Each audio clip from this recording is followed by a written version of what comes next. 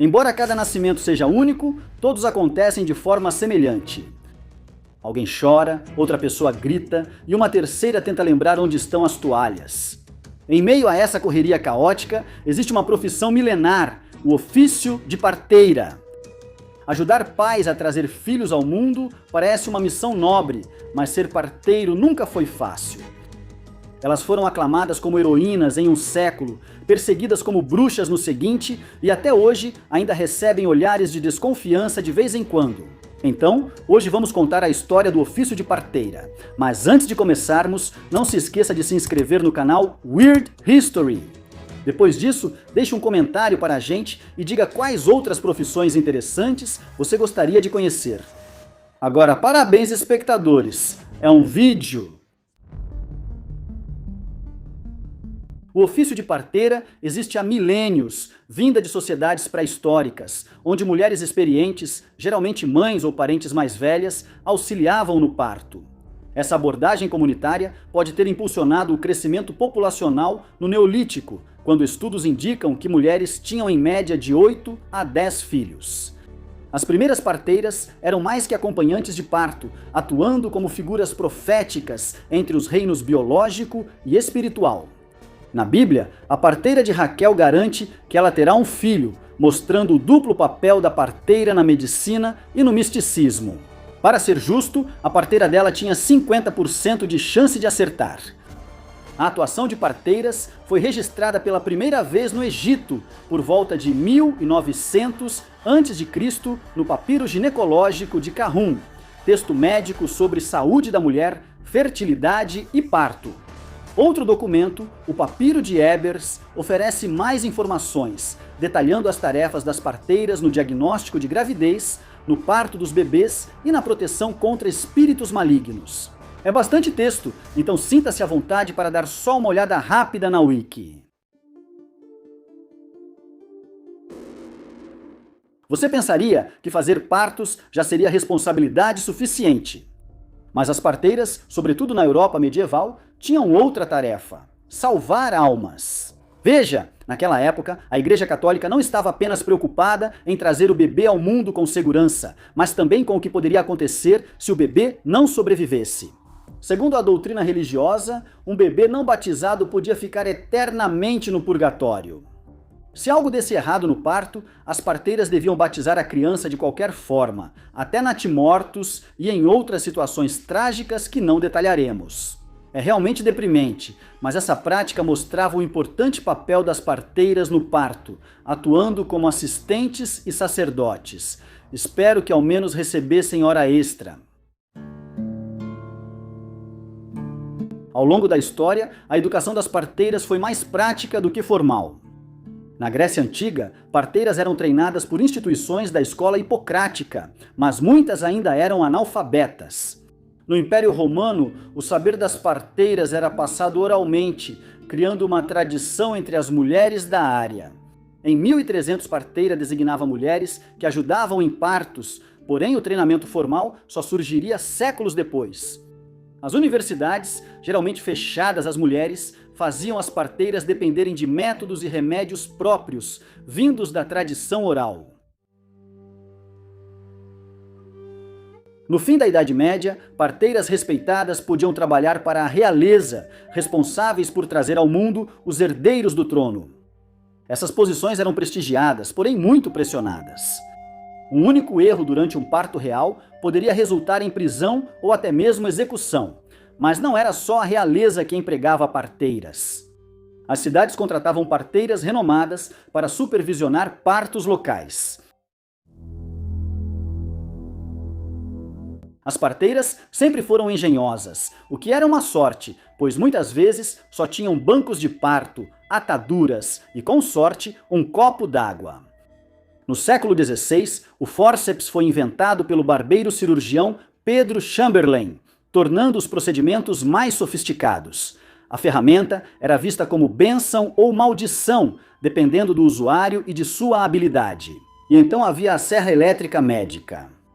Sim, você ouviu direito. Criado para realizar sinfisiotomia, o tranquilo procedimento de cortar a cartilagem do osso pélvico para ampliar a pelve no parto, esse dispositivo manual não era aquela ferramenta motorizada de um massacre texano que você imagina.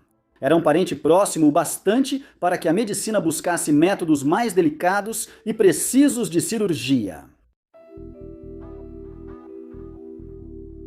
Imagine isso! Você acabou de ter um bebê na Inglaterra do século XVI. Sua parteira examina-lhe a criança com um olhar atento.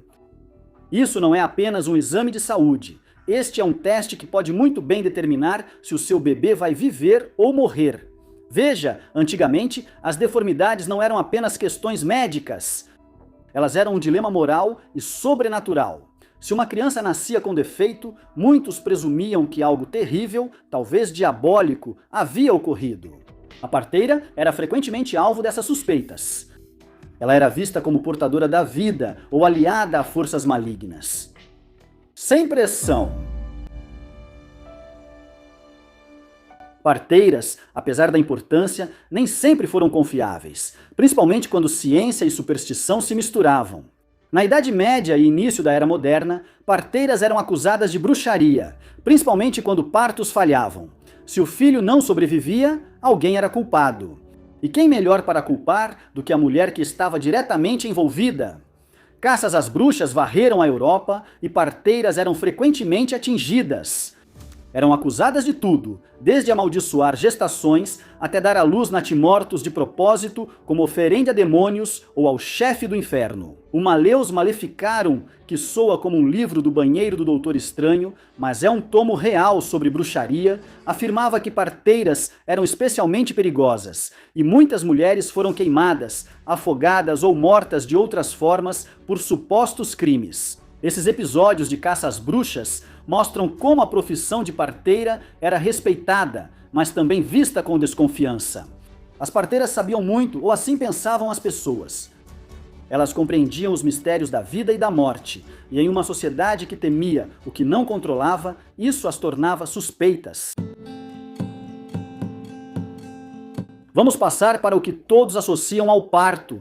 Londres dos anos 1940, durante a Blitz.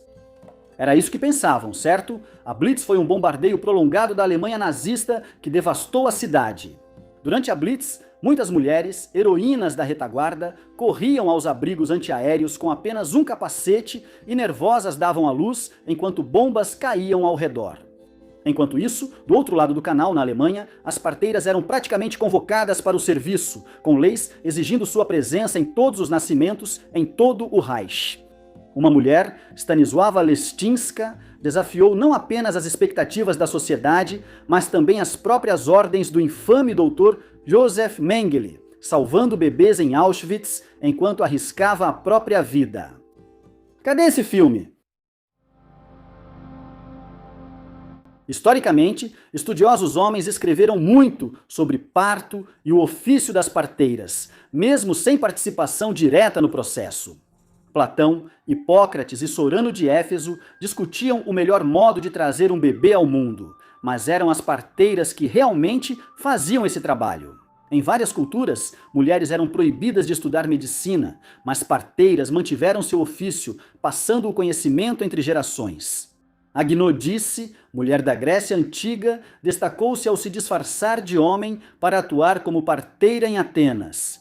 Sua história mostra as dificuldades das mulheres para conseguir educação formal em medicina. Apesar das barreiras, as parteiras seguiram na linha de frente do parto, sendo confiáveis por sua experiência e sabedoria.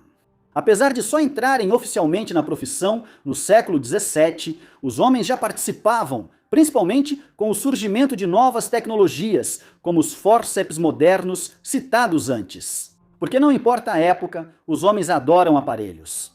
À medida que o século XVIII avançava, programas de treinamento formal e manuais começaram a surgir, proporcionando às parteiras a educação que lhes havia sido negada por tanto tempo. Isso marcou o início da profissionalização da atividade das parteiras, lançando as bases para a profissão moderna. Mas, ao mesmo tempo, em muitos centros urbanos, partos assistidos por parteiros homens, ou accoucheurs, tornaram-se norma. Acho que marido parteiro soava muito como um insulto.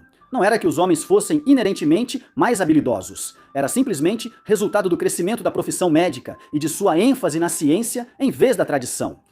Para muitas mulheres do campo, a parteira local seguia como aliada mais confiável, pois médicos homens ainda eram vistos como forasteiros na experiência do parto. Na década de 1970, a profissão de parteira teve um renascimento, impulsionado principalmente pelo movimento feminista. As mulheres retomavam o controle de seus corpos e queriam tirar o parto do ambiente estéril e impessoal dos hospitais. Partos domiciliares e casas de parto surgiram globalmente e as parteiras, antes à margem, voltaram ao centro do processo de nascimento. Nos Estados Unidos, programas de formação de enfermeiras obstétricas foram formalizados, fazendo a ponte entre a prática tradicional das parteiras e a medicina moderna.